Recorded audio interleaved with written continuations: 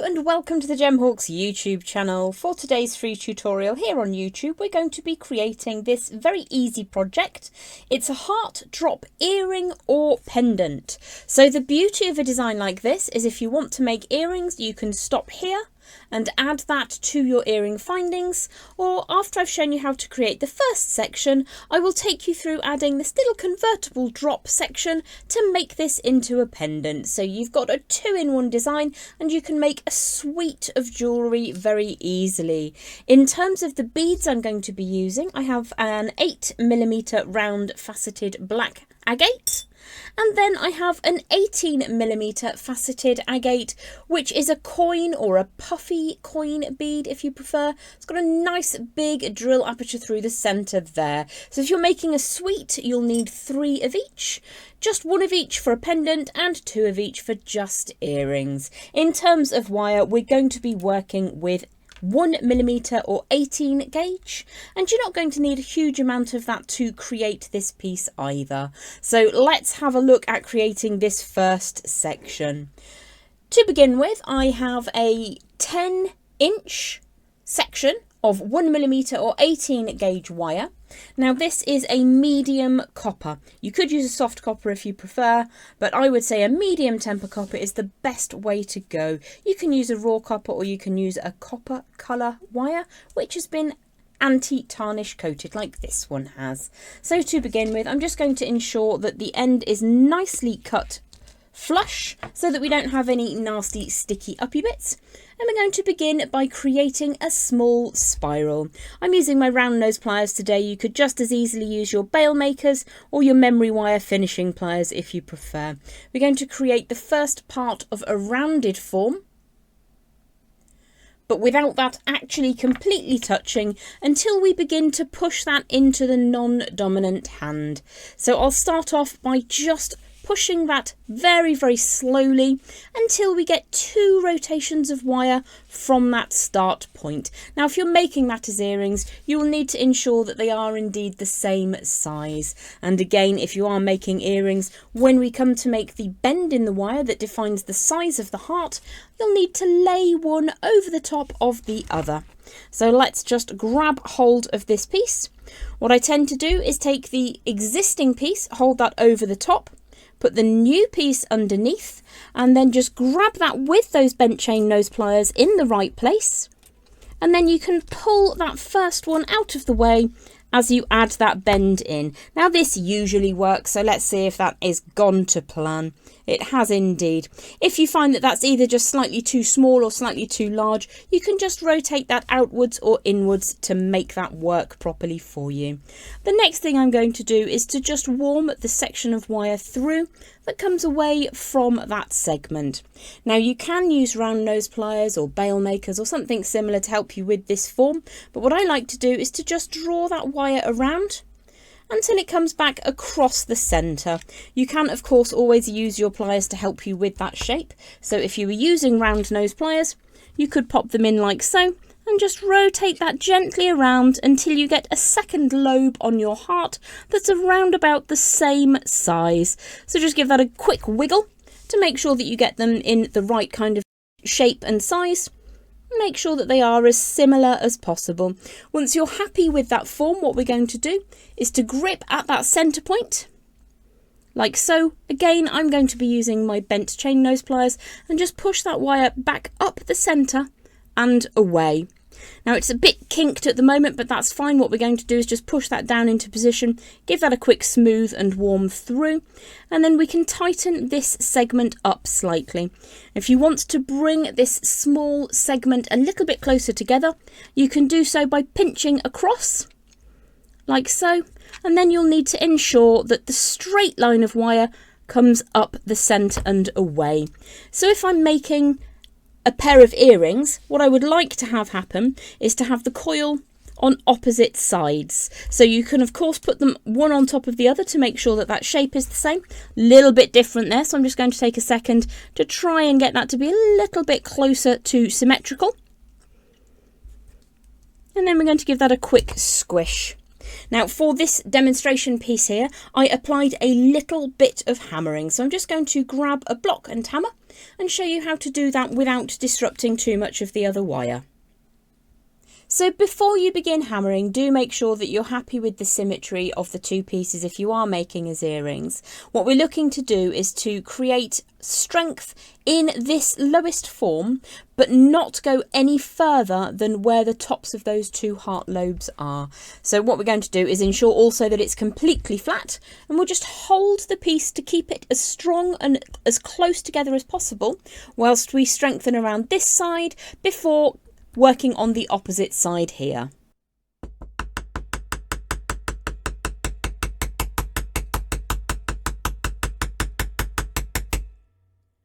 What is likely to happen when you're hammering is that these two parts of the heart will just spring apart slightly.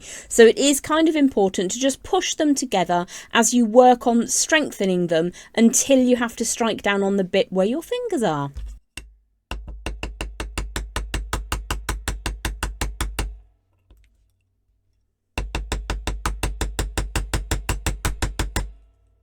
Do try to avoid striking down on your actual fingers. That's not really as much fun as you might think.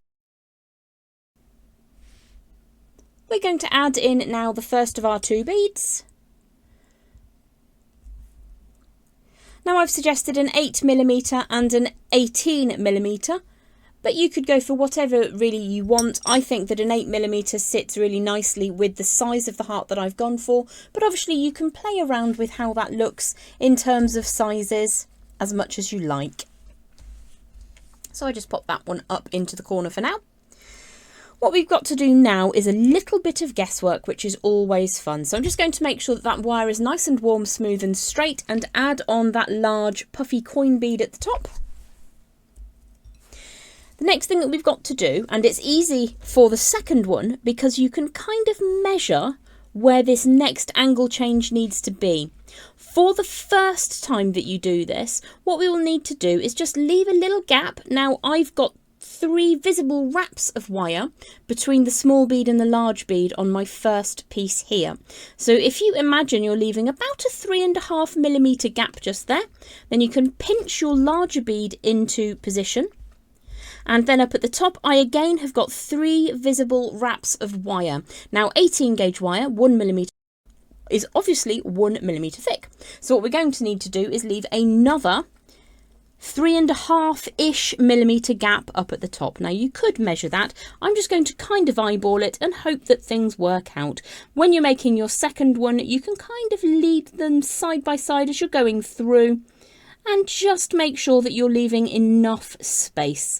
So that to me looks to be around about 3 to 3.5mm on either side. I'm going to make a sideways bend in the same orientation as the heart. Now when you're making these as earrings, that's really important, and that is also why we're going to be adding on a little connector later on to turn it into a pendant if you want to make a third. You absolutely can. So that's quite a soft bend at the moment. I think I'm just going to firm that up by taking the wire a little bit further over than I need it to be and then bringing it back up. I'm then going to grab my round nose pliers to make a small loop, trying to keep it about the same size as I have on the first of my designs. Sorry about hitting the camera there. So that looks about to be the same size. Now, if at this stage you think that these are very, very different, so if I look at that, I can see that my loop is much higher on my second piece. So I'm going to adjust that before I do anything else. So let's just open up very, very softly. Let's put some heat into it. You can fix this as you're going through, and we'll move that loop down a bit. Like so. It's relatively easy to do if you're always warming your wire at every stage, and then we'll move that loop so that it's just a little bit further down, and hopefully they'll match a little bit more closely side by side. Let's have a look. That is much better. Now I'm just going to flip that over because I'm going to imagine that I'm making these as earrings to begin with. So I want to have the spiral on the left on one side and on the right on the other side. And again, if they don't completely match up, you can always unfurl that slightly. So let us wrap this loop up before we move on. Make sure it's round first. That's a little bit better. And what we want are 3 visible wraps above that large round puffy coin bead. So I've got 3 visible wraps there, and we've still got a gap beneath that large bead. So what we're going to do is to just give that a quick squish, and we're going to take the tail of wire over to the right, the same side as the spiral, so that it is equal and opposite to my other piece, albeit this one's shown as a pendant. So let's just give that a quick warm through, making sure everything's nice and straight and even. Give that a tiny, tiny squish. And then we're going to hold that puffy bead in position in the same orientation as your heart wire is. So you might need to just give that some extra heat. It's seen some action. Hold that in position, then we're going to bring the wire around the outside of the bead over the top of that core wire that goes up the middle of both of those beads. So get that to snuggle really neatly and tidily around the outside of that bead, pinching it firmly into position before rotating that around. Now the danger here is that you over tighten, as I have done, and that comes forwards, so it's not fitting around the outside of the bead. So let's undo that slightly.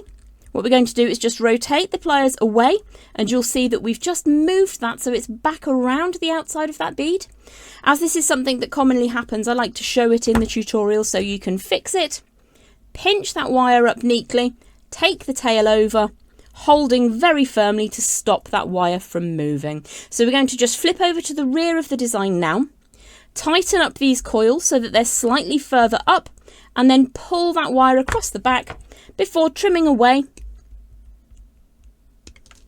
like so, and giving that a bit of a squish to get it to sit down neatly on the rear of the design.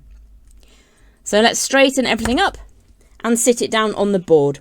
So if you wanted to make these as earrings, very, very easily and quickly, we have now a matched pair, symmetrically opposite, of very easy heart drop earrings. So we have our earrings now. If you want to use them as earrings, all you would need to do is open up your favourite style of earring finding and just pop these on. They're not so heavy that they couldn't be worn, although you could go for glass or smaller beads if you prefer. I really like it with this beautiful black agate. I'm going to show you now how to convert it into a pendant. Then you have choices as to whether you make more for matched earrings or whether you keep one and gift one, so you've got a beautiful pair of friendship pendants to work with. So for this next section, I have here a scrap length of around about 5 or so inches. This again is 1mm or 18 gauge wire. And what we're going to do is to create this little connector, just like so. Very, very easy to do, very, very helpful. Also, if you have a pair of earrings that you love and you've lost one of them, you can convert them into a pendant to wear for yourself. So it's a handy technique. It's kind of a 2-in-1 video today. Let's warm that wire through, and again it's about a 4 or 5 inch length of 1mm or 18 gauge medium temper wire. So giving that a nice smooth warm through. Let's just trim the end off to make sure it's flush. As I said, this is a scrap length, so it's very easy to kind of end up with bits that have seen some action. So about 1.5 inches from one end, I'm just going to turn a right angle bend, and what we're going to do here is to make a very small loop. Let's just rotate that around. So we have a small loop on the end of that wire with a little tail to work with. So we're going to just pop that through to connect it into our earring. And as I said, you can use this design to create individual pendants from broken or lost earrings. Let's turn that wire around 1.5 or 2 times just to get that nice and tight and neat. Although we'll be hiding this in a moment, it always pays to keep things neat and tidy so it doesn't get caught on anything. Let's trim that tail of wire away and make sure that that end is smooth and flat against that core wire. Now you can add a bead in the middle if you want to, but today we're all about changing the orientation of a hanging loop. So we're going to turn this into a matched pendant, if you like. So what I want to do is to have a nice big spiral up and over. So our loop is connecting through the sideways loop, and that means that it's coming away at 90 degrees. And that is, again, the orientation we will need for our hanging loop. So bring that wire up, having left yourself a space for about 3 wraps of wire. And I'm just going to grab my bail making pliers to get a really lovely big loop. And I think I'll go for loop number 4. These are also called looping pliers sometimes. So I've got a nice big hanging loop now. I do want that to be centralised, so let's just make sure that that sits in the middle of that core. Give that a nice firm squish. Not only are you strengthening that bail, but you're also making sure that it looks and stays good. So I've gone for 3 wraps there, and that has filled up our little bar in the centre. Now this no longer has to be identical, because you'll be gifting one and keeping one, friendship pendants. But let's make sure that the remainder of this wire is nice and warm. If you haven't already done so, make sure that that end is flush cut. Seen some things this wire, so it's a little bit tetchy. Let's grab in some round nose pliers now to start off our spiral. Exactly the same way we did on the first loop of that lobe, the first lobe of the heart rather. And what we're going to do is to push that again into the non-dominant hand to create a closed up spiral. And instead of counting how many times I'm going round, I'm just going with it. Just going to make sure that this comes back all the way until it sits over the front of that small bar that exists between the bail and the connecting loop. So at the moment it's sticking out at a jaunty angle. That's absolutely fine. What we need to do is to make sure it's centralised. So we're just going to bring that into the middle of that core. And if I turn that sideways, all you do is push that up. So what you have here is a matched pair of friendship pendants. I'm going to send one of these to a lovely friend of mine and keep one for myself. Or you don't have to add that hanging loop. You can simply make them as earrings. Well, I hope that you have enjoyed the easy heart drop earring convertible pendant design with me today. Do feel free to leave me a comment if there's something you'd particularly like to see in a future tutorial here on YouTube. And I look forward to seeing you back very, very soon on the Gemhawks YouTube channel. If you're enjoying the content, please don't forget to like, subscribe and share. Take care. Bye-bye for now.